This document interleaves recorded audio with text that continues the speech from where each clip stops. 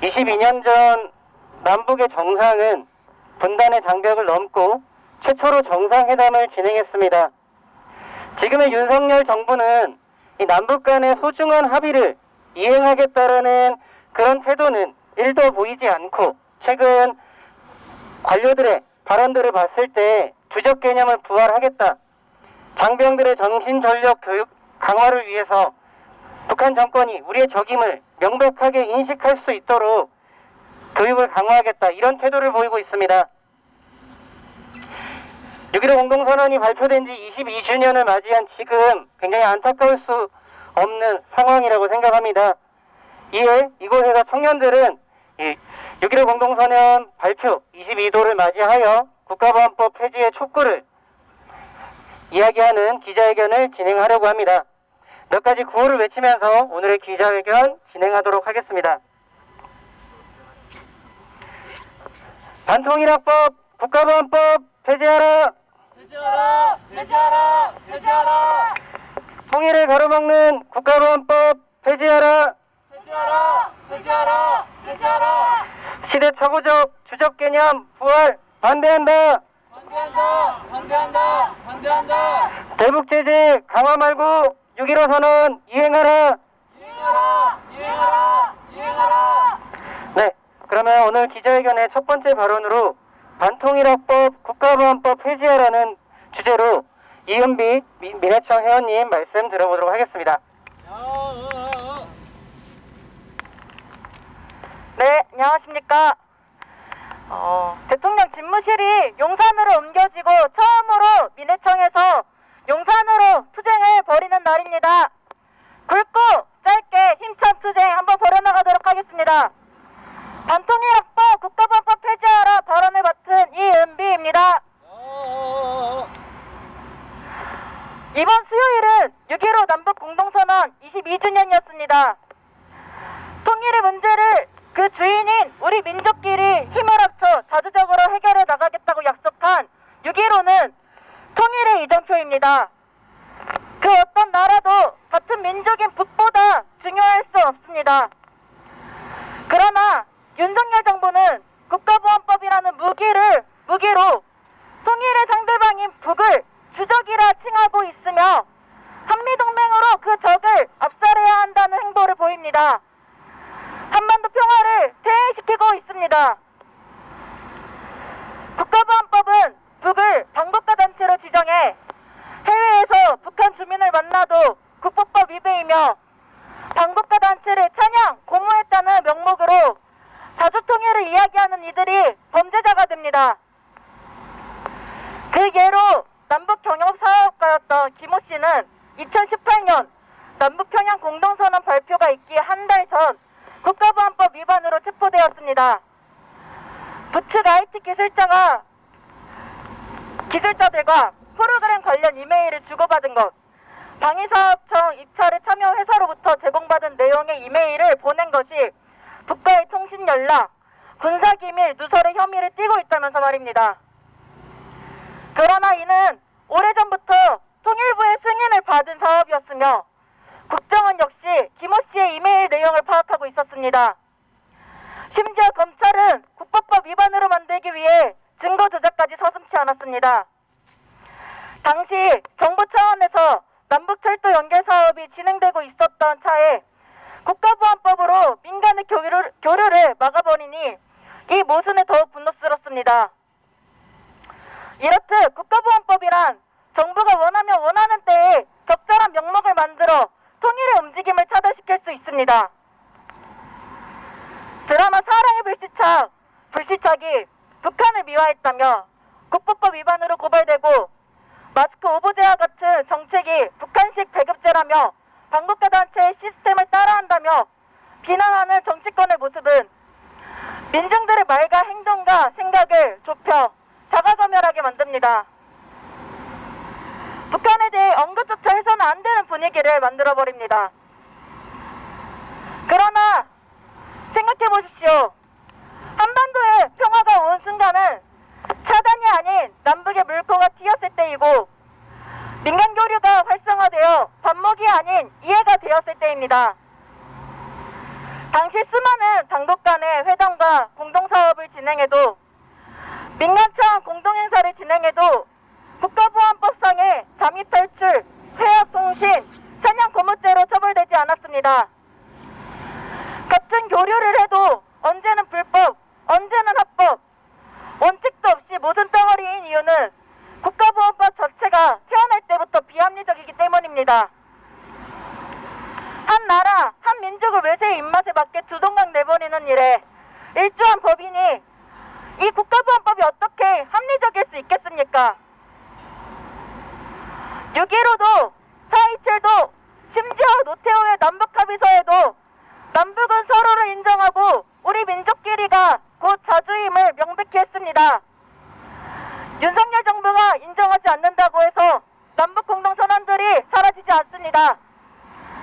윤석열 정부는 북을 적으로 상정하는 반통일학법, 국가보안법을 당장 폐지시켜 공동선언을 이행하고 평화통일의 길에 나서야 할 것입니다.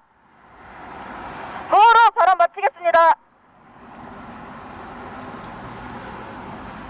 반통일학법, 국가보안법 당장 폐지하라! 폐지하라! 폐지하라! 네, 감사합니다. 네, 이 국가보안법의 문제점에 대해서 이은비 회원님께서 힘있는 발언 해주셨습니다. 발언 내용과 관련하여 구호 하나 외치고 다음 발언 들어보도록 하겠습니다. 남북교류 가로막는 국가보안법 폐지하라! 폐지하라! 폐지하라! 폐지하라!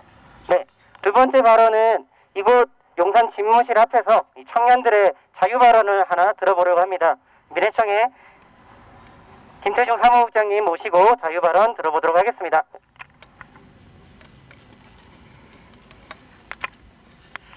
네, 오늘 국가보안법 폐지를 촉구하기 위해서 이곳 용산 집무실 앞에 나왔는데요. 사실 윤석열 정부 들어서서 하고 싶은 얘기가 국가보안법 폐지만 있지는 않는 것 같습니다. 오늘이 이번 주가 또 6.15 22주년이기도 해서 최근에 일본에 정말 굴욕적인 외교를 진행하고 있지 않습니까? 이런 것에 대해서도 한마디 하고 싶어서 마이크를 들었습니다. 얼마 전에 일본의 기시다 총리가 싱가포르에서 열렸던 그 아시아안보 회담에 참석했습니다. 이곳에서 뭐라고 망언을 짓거렸냐면 한일 관계 발전을 위해서는 이 노동자 문제 등이 현안 해결의 급선무다. 일본은 일관되게 잘하고 있다. 한국이 전향적인 태도를 보여야 된다. 이렇게 이야기했습니다. 여기서 이야기하는 노동자 문제 무엇입니까? 그렇습니다. 바로 일제강점기에 강제로 끌려갔던 이 강제징용 노동자들에 대한 문제입니다. 일본은 계속해서 이 공식 사죄와 법적 배상도 없었던 1965년 한일합의로 모든 문제가 끝났다고 망언을 짓거리고 있습니다.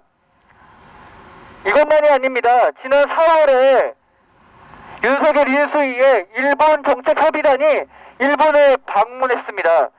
그런데 말입니다. 그 방문을 3일 앞두고 어떤 일이 있었는지 아십니까? 일본의 기시다 총리가 일본 전범들이 잠들고 있는 야스쿠니 신사에 공모를 복납하는 일이 있었습니다. 일본의 전범들을 영호항으로 추도하면서 이 과거 일본 군국주의의 망명을 부활시키려는 의도로 볼 수밖에 없는 것이 지금 일본의 모습입니다. 다음 달이면 일본 참의원 선거가 있습니다. 일본의 집권 여당은 자민당입니다.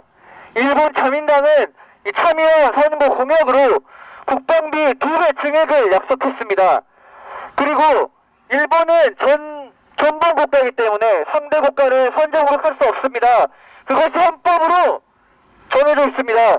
그러한 존수방위 법칙에 위반하는 적기지 공격능력을 이름만 반경 능력으로 바꿔서 공약화하겠다고 하고 있습니다. 이처럼 이에 대해서 미국도 역시 미일 정상회담을 통해서 일본을 지지하고 나서고 있습니다. 일본은 계속해서 과거사에 대한 반성은 없고 군국주의 부활만을 꿈꾸고 있고 심지어 미국의 신냉전에 형태의 등을 업어서 군국주의 부활을 기도하고 있는 것이 2022년 오늘입니다. 이렇듯 주변국을 위협하는 수준의 군사 대국화를 기획하고 있는 일본에 윤석열 정부 뭐하고 있습니까? 연일 한일관계 정상화라는 이름으로 부활하고 있는 거 아니겠습니까? 6월 13일 박진 외교부 장관은 한미 외교장관 회담 기자회견에서 한일 군사정보 보호협정 이른바 지소미아를 빨리 정상화해야 된다고 이야기했습니다. 지소미아 무엇입니까? 우리는 2016년 촛불항쟁을 지금도 기억하고 있습니다. 그리고 그 촛불항쟁 시기에 이 뒤에 있던 국방부에서 박근혜가 유사일에 최초의 일본과의 군사협정을 날치기로 통과시켰던 것도 기억하고 있습니다. 그것을 위해서 위안부 문제를 단돈 15년에 팔아 넘겼던 것도 기억하고 있습니다. 독도 도발을 자행하고 있는 일본과 군사협력을 하겠다면서 나서고 있었던 박근혜의 망령을 윤석열 정부가 부활하려고 하고 있는 것입니다. 지난달 5월에 독도의 해양조사를 나섰습니다. 한국 정부는 원래적으로 독도 조사를 합니다. 왜냐하면 독도는 우리 땅이기 때문입니다. 이 독도 해양조사는 수심이나 해저 지형 그리고 중력 등 이런 과학적인 조사를 하는 매우 평화적인 일상적인 과학조사입니다. 그런데 이에 대해서 일본 해상보안청 손시선이 일본의 동의가 없는 조사라면서 우리나라의 해양조사를 중단할 것을 요구했습니다. 일본 관광장관도 독도를 일본의 배타적 경제 소유이라고 주장하면서 즉각 한국의 이 평화적인 해양조사를 중단하라고 요구했습니다. 독도를 일본의 영토라고 주장한 것과 다름없습니다. 그걸로 인해서 우리나라가 우리 영토에서 진행하고 있는 독도 조사도 가로막고 있는 것이 지금의 일본입니다. 최근 진행된 한일 외교 차관 자리에서도 일본 차관이 이러한 항의를 계속했습니다. 영토 도발을 자행하고 있는 일본입니다. 독도가 자기 땅이라고 주장하고 있는 일본입니다. 이러한 일본과 군사정보를 공유하는 협정, 이게 말이 됩니까? 말이 안 되죠. 북한을 핑계로 군국주의 부활을 획책하고 있는 일본만 도와주고 있는 것이 지금의 윤석열 정부의 모습입니다. 이 뒤에 있는 이종석 국방부 장관도 아시안보에 참여해서 한일 안보협력을 정상화해야 된다. 그것도 물론 한미일 3국간 안보협력도 강화해야 된다. 이를 위해서 일본과 대화에 나설 것이다. 오히려 일본은 과거사 문제를 한국에 해결하면서 이 대화를 거부하고 있는 매우 굴욕적인 상황입니다. 윤석열 정부의 한미동맹 몰빵 외교, 일본에 대한 사드 고통 외교의 외교 실패가 지금 보여지고 있는 상황이라고 생각합니다. 윤석열 정부는 정부 인사를 통해서도 2015년 한일 위안부 합의를 공식 합의하고 이야기했던 박진을 외교부 장관 자리에 앉혔고요. 2000년대부터 한반도 유사시에 일본 자위대가 한반도에 진입할 수 있다라는 이런 망언을 일삼는 김태호를 안보실에 앉혔습니다. 이 인사를 보더라도 윤석열 정부가 과거사를 봉합하고 군국주의를 부활을 꿈꾸는 일본과의 관계 개선에만 급급해하고 굴욕적으로 나서고 있다는 것이 보여지고 있는 것 같습니다. 저희 청년들은 위안부 할머님들이 11분 살아남아 계시다는 것을 알고 있습니다. 시간이 별로 없습니다. 일본의 사죄를 받고 떳떳하게 미래로 나아가야 되는 것이 2022년에 우리의 역할인데 윤석열 정부는 이를 뒤돌아가서 과거사 문제는 봉합하고 오직 친미 외교, 친일 외교에만 나서면서 한반도 평화를 위협하고 있습니다. 저희 청년들은 이 국가보안법 폐지에도 반대하면서 이런 윤석열 정부의 한반도 평화를 방해하고 통일을 방해하고 이 사회적 굴종적인 외교 정책에도 분명히 반대하는 목소리를 이 자리를 빌어서 꼭 이야기하고 싶어서 이렇게 발언을 했습니다. 마지막으로 구호를 외치고 제 자유 발언은 마무리하도록 하겠습니다. 식민범죄 사죄 없는 일본과의 군사협력 반대한다! 반대한다! 반대한다! 감사합니다.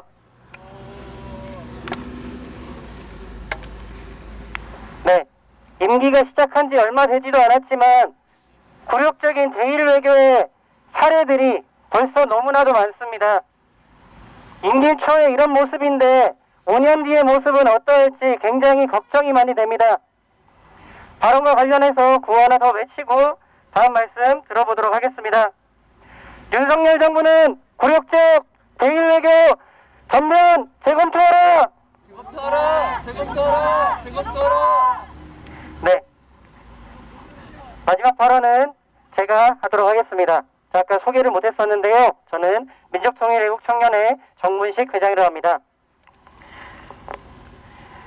앞서도 말씀을 드렸지만 이번 주는 6.15 공동선언이 발표된 지 22년이 되는 그런 날이었습니다. 그래서 기념대회도 진행을 했었습니다. 이렇게 남북이 안타까운 전쟁을 겪고 그 이후에 분단의 50년이라는 세월을 넘어서 2000년 6월 13일부터 2박 3일 동안 남과 북의 정상은 분단이라는 벽을 넘고 통일이라는 이정표에 합의를 했습니다. 이 통일 문제는 그 주인인 우리 민족끼리 해결을 해야 된다. 그리고 남과 북 사이에 그 당시 가지고 있던 통일 정책에 통일의 방향성에 공통점이 있음을 인정하고 그 방향에서 통일을 지향해 나가겠다라는 약속을 했었습니다. 그리고 수많은 사람들이 만났습니다. 정치인, 군인, 학생, 여성, 종교인까지, 농민까지 수많은 사람들이 만나면서 서로가 다르지 않음을 인정하고 우리가 이렇게 통일을 만들어 가야겠구나 그런 약속을 했었습니다. 통일을 위한 향후에 우리의 모습은 어때야 되는가 제도와 법의 모습도 고민을 했었습니다. 그런 고민의 연장선에서 2004년에는 국가보안법이 더 이상은 이 땅에 맞지 않는다. 공동선언이 발표된 상황에서 대결적 인식 하에 만들어진 국가보안법은 더 이상 설 자리가 없다는 이유로 국가보안법 폐지안이 발의되기도 했습니다. 당시 한나라당의 반대와 열린우리당의 의지 부족으로 통과되지는 못했지만 6.15 선언 이후의 많은 변화는 이제는 국가보안법과 헤어질 때다. 더 이상은 공존할 수 없다라는 것을 확인하는 그런 시대의 흐름을 볼 수 있었습니다. 하지만 지금의 윤석열 정부 어떻습니까? 윤석열 정부가 발표했던 국정과제들을 한번 살펴봤습니다. 어디에도 남북관계 개선과 통일을 앞당기기 위한 진지한 고민이 없습니다. 대표적인 내용들을 말씀드리겠습니다. 강력하고 실효적인 대북 제재를 유지한다. 상호주의 원칙하에 대북 협상 진행한다. 북한의 비핵화를 조건으로 평화협정을 논의해야 된다. 과거에 실패한 정책들을 답습하거나 남북관계의 특수한 그런 상황들을 고려하지 않고 국가 대 국가의 그런 모습으로 일종의 외교 정책으로 남북관계를 바라보고 있습니다. 국정과제 중에 이런 내용이 있습니다. 통일 기반 조성을 위해 법과 제도를 마련하겠다. 이 통일 기반을 조성하기 위해 법 제도를 마련한다면은 가장 중요한 것이 바로 국가보안법의 폐지일 것입니다. 통일의 대상을 적으로 규정하고 있는데 통일에 대한 목소리를 이적행위라고 만들고 있는데 과연 국가보안법이 있는 한 통일의 기반을 쌓을 수 있을까 의문입니다. 국가보안법은 남북교류와 협력을 해약통신으로 처벌을 하고 통일을 앞당기기 위한 여러 가지 활동들을 이적행위로 규정해오고 있고 그 모습은 70년이 지난 지금도 변함이 없습니다. 지금의 정부의 모습을 더 살펴보겠습니다. 법무부 장관 후보 인사청문회 때 무슨 이야기를 했습니까? 북한은 우리의 주적이다. 국가보안법은 자유민주적 기본 질서를 유지하기 위해 반드시 필요하다고 밝혔습니다. 국방부 장관은 어떻습니까? 대적관 중심의 교육을 강화하겠다. 이를 통해서 장병들의 정신전력을 강화하겠다. 이는 일부 장관들만의 발언이 아닙니다. 윤석열 정부는 북한 정권과 북한군이 우리의 적이라는 인식을 더욱더 강화하겠다라는 것을 국정과제에 명백히 기재했습니다. 윤석열 대통령 후보자 시절에 멸공 챌린지에 참여하며 SNS에 사진 올린 거 기억하실 것입니다. 이제는 후보자가 아닙니다. 이 조국의 평화적인 통일을 앞당겨야 하는 그런 사명을 띠고 있는 대통령입니다. 그런 사명을 다하기 위해서라면, 그러기 위해 통일의 기반을 조성을 하고자 하는 그런 고민이 있다면은 청년들이 하나 제안을 드리고 싶습니다.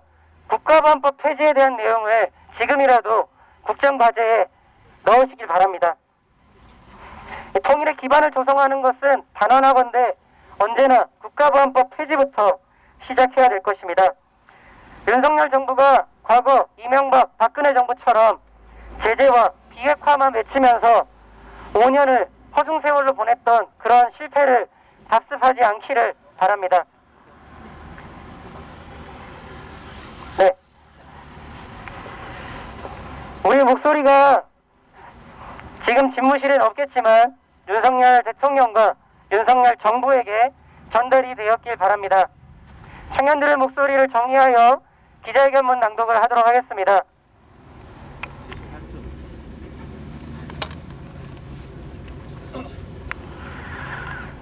윤석열 정부는 반통일 대북 대결 정책 중단하고 국가보안법 폐지하라. 2000년 6월 15일 남북 두 정상은 조국의 평화적 통일을 염원하며 남북 공동선언을 발표하였다. 그 후 남북 관계에 많은 변화가 있었지만 여전히 북을 반국가단체로 규정하는 국가보안법이 존재하고 있어 민족의 통일은 멀기만 하다. 민족의 화해와 통일을 가로막는 국가보안법은 반드시 없어져야 한다. 윤석열 정부는 안으로는 북을 적으로 대하며 남북 대결을 조장하고 밖으로는 외세와 손을 잡고 전쟁 연습에 혈안이 되어가고 있다.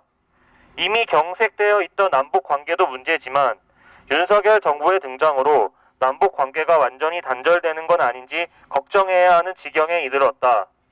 윤석열 정부는 장병들의 정신 전력 강화 교제에 북한은 적임을 명시하고 북의 미사일 발사에 대해 과도하게 도발로 몰아가며 응징만을 내세우고 있는데 이는 남북 대결을 부추기고 한반도의 군사적 긴장만 높일 뿐이다. 남북 사이의 대화가 아닌 대결은 결코 바람직하지 못하다. 또한 미국이 주도하는 한미일 군사협력에 적극적으로 가담하는 윤석열 정부에게서 민족적 입장을 찾아볼 수 없다. 한미일 군사협력의 목적은 북을 상대로 하는 전쟁임을 모르는가? 윤석열 정부는 미국과의 동맹을 혈맹으로 여기고 미국의 핵 전쟁 무기인 전략 자산을 한반도로 끌어들이고 미국과의 전쟁 연습을 적극 벌이고 있다. 심지어 일본과의 군사협력을 강화하고자 한다. 윤석열 정부는 독도 해양 조사에 대해 트집 잡는 일본 정부에 대해서는 소극적으로 대응하며 북을 압박하기 위해서는 일본의 군사협력을 구걸하다니 이는 민족의 수치이다. 외세와의 결탁은 결국 전쟁과 같은 참화로 이어질 수밖에 없다. 미국이나 일본이 한반도의 평화를 바라겠는가? 아니면 전쟁을 바라겠는가? 한반도 전쟁으로 어느 나라가 이익을 보겠는가? 바로 외세일 뿐이다. 한반도의 대결과 긴장이 높아가고 있다. 한반도의 평화와 통일을 위해서는 22년 전 남과 북의 두 정상이 맺은 6월의 약속을 이행해야 한다. 6.15 선언을 이행하는 길은 바로 반복 대결과 외세와의 전쟁 연습이 아닌 민족의 화해와 통일을 위해 나서는 것이다. 윤석열 정부는 민족의 화해와 통일을 방해하는 국가보안법부터 당장 폐지하라. 2022년 6월 18일 민주통일 애국청년회. 네. 민족의 화해와 그리고 통일을 가로막는 국가보안법을 폐지하는 그런 목소리가 반드시 필요할 때라고 생각을 합니다. 네, 국가보안법 폐지에 구호를 들고 피켓을 들고 구호를 몇 개 외치면서 오늘의 기자회견을 마치도록 하겠습니다. 그대로 내려주시고요. 앞에 피켓 한 번만 보여주세요. 네. 주적 개념 부활 웬 말이냐? 6.15 선언 이행하라. 이행하라. 네, 이것으로 국가보안법 폐지 촉구 청년 기자회견을 마치도록 하겠습니다. 수고하셨습니다.